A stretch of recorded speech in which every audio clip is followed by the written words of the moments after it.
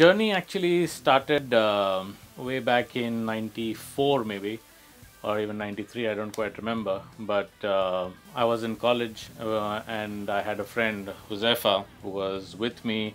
We are childhood friends. And while I was in college, thinking about what to do ahead in life, and it was at that time when I was in FY BCom, where we had to make some decisions in life, what was the career ahead. But not being very clear exactly what I wanted to do, I was exploring. I've always liked movies. Movies and computer games have always been a passion and partly a hobby and interest that has always been there. After trying my hand at CA, and I figured that that was not my thing, I started looking for something interesting to do, something more creative, and we stumbled upon doing a computer graphics course. We joined over there, and just before that, I'd actually applied for another job at another place where they had suggested that if I wanted to learn and work at the same time, that's something that I could do. But it was sadly, by the time I reached there, it was a little too late and they didn't want to take any more freshers. And I went and joined this place called CompuField, where the owner of the place, Mr. Khairaz, actually gave me a very nice introduction to the whole thing, where I said that I can't really draw very well, so how would I do as a computer graphics artist? And he said, the best artist, when he's given a straight line to draw, he can draw a straight line, but he cannot draw it as well as a child who has a ruler and uses a tool to do it. So same way as he uses a tool, if you use the computer as a tool and do the graphics, I think you'll be able to do a good job. And that somehow stayed with me for life, and we started learning over there. Josefa and myself both started learning, and from the place where I had not joined earlier, I had a person called Prakash who actually joined CompuField little before I joined, and he was from the same place where I had not got the job. So it was just a question of destiny, where all of us were starting to come together. Along came Namit Malhotra, who joined over there a little after us, and by then we were starting to teach the courses over there. So Namit joined, and Namit joined as our student, and started teaching him. And he came up with this idea of, what if you guys would like to be, join up with him to start something to do with editing. I didn't know much about what it was. I had a little idea about it, and the first thing that I wanted to know was, what is the kind of work that we would do. And he told us about editing and about TV series and commercials. It seemed interesting. But the main thing was that he was looking for one of us. Prakash was the first person that he spoke to, and Prakash said that, it would be nice if all three of us came together. And so Namit went back to his dad, Mr. Naresh Malhotra, and he said that all three of them want to come, not just as one. What do we do? Naresh ji, in fact, said, get all three of them. And that's how our whole start happened. So we joined up, and we started learning a new system called the Media 100. We didn't know much about it. It was version 1.1, the most clunky piece of software. The computer used to crash every few hours. We would lose all our material. So we were finding it very hard the first few months to learn it, all three of us functioning on one machine and actually learning that. But slowly we were picking up things, and we started applying our mind to it. And because there was no real guidance given from anyone else, we were discovering our own things. And that was actually the cool part, because we started doing things which we like to do, not because someone told us. I think out of necessity, we were learning new things, new tools, new ideas. We're trying to apply our mind and look at some references and try to incorporate that in what we do. And slowly we started picking up, and actually reached a point where we're happy to say that we were starting to get recognized as the people who could actually deliver. But these were the few early years where we learned some very important lessons, that nothing was impossible. We would make it happen. And the way the whole partnership with Namit was, obviously the owner of the company, and was the main brains behind the financial and the operational way of functioning, and we were focusing completely on the art of it, on the creative of it. From there on, we built it up. One machine became two, became five. At one point, we were doing TV series for almost most of the channels in the country, and at that point, we were maybe doing 15 episodes in a week, which was really unheard of at that time, out of a very small space. And we had a couple of more people who joined in, who believed in it. But again, all freshers, all people new to the industry, with the idea of doing something new and something groundbreaking. And we didn't really think of it that way. We were just going ahead with our thoughts that we had at that time. We started competing with the bigger post-production studios, which were dealing with equipment in millions of dollars, and we had stuff which was really the low-end stuff, but I think we used technology and creativity both together, and we called ourselves techno-creative people, really problem-solving and solution-providing people. That's how we kept on building it. From a Media 100, we went on to getting the first discrete logics fire system, which was online system.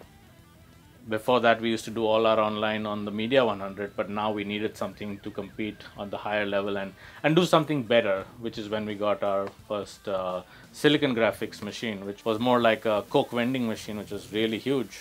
That's where we started learning more about compositing, started finishing commercials, color correcting them, really trying to achieve a world-class product sitting in a small space in Santa Cruz. That's where we started. In '99 is when we started dabbling with telecine. Namit and I and another one of our colleagues were trained in Florida to be colorists, and from there on we bought in our first telecine. That whole technology was very new, but again, like all our past achievements, we were able to take that to the next level, and all because of just our passion for it all.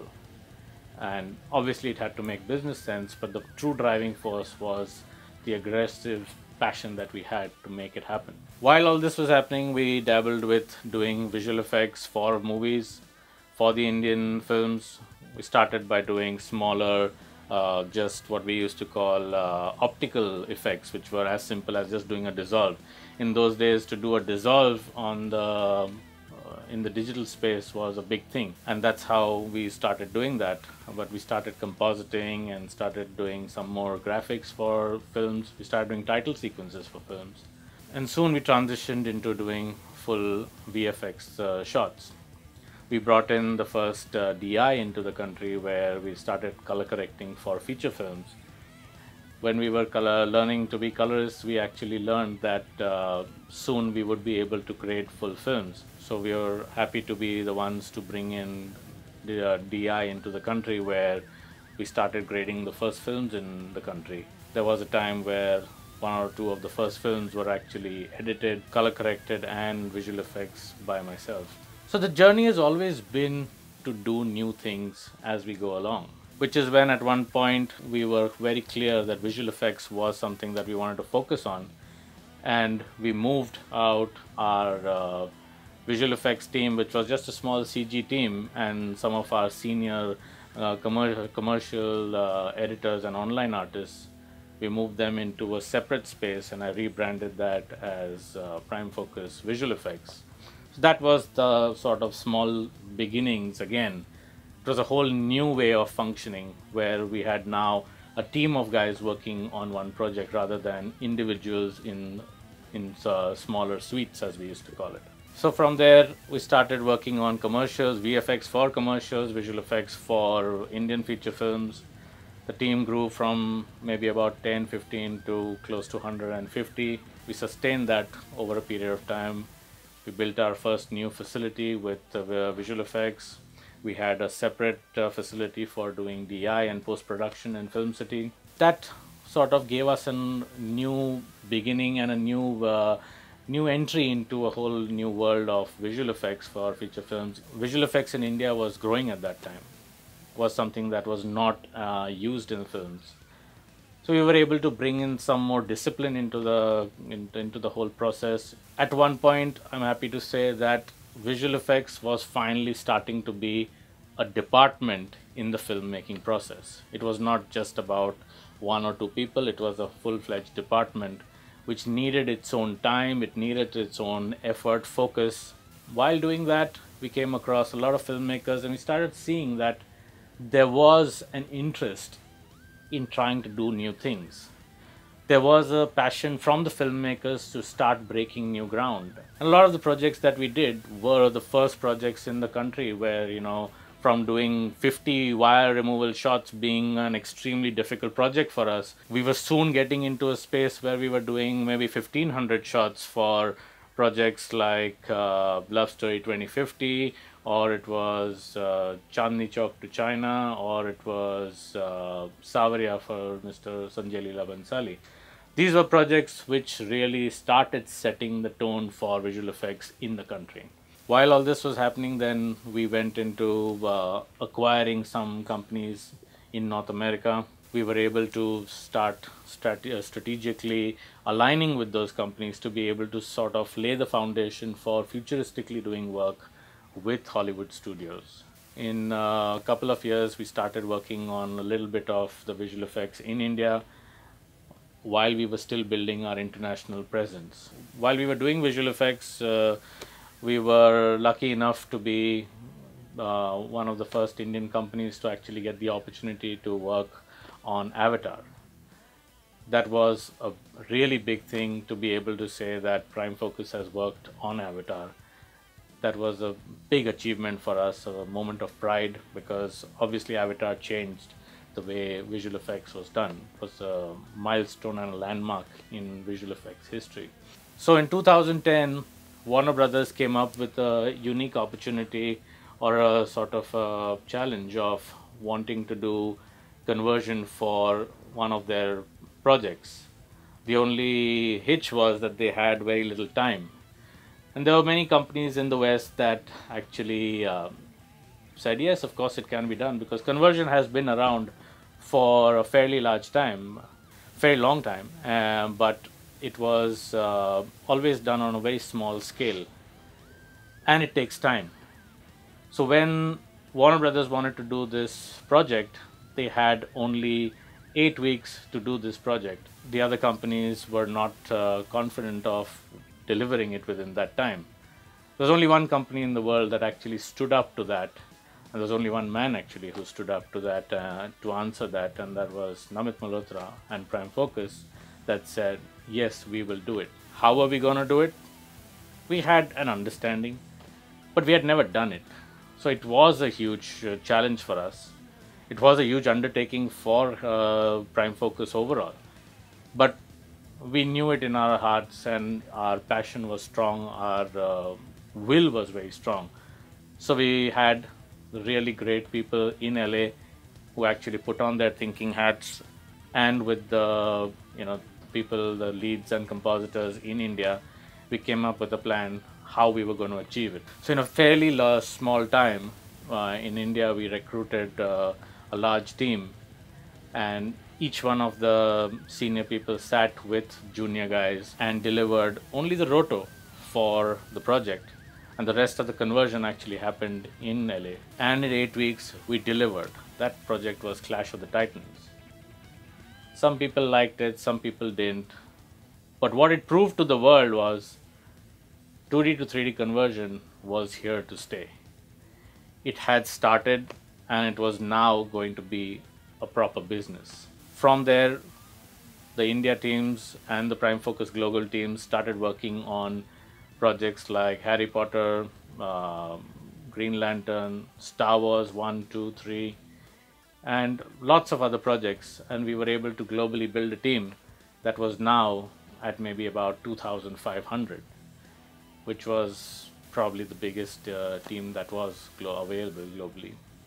From there on, that team has gone ahead to deliver more than maybe 50 projects, totaling up to maybe 45 to 50,000 shots.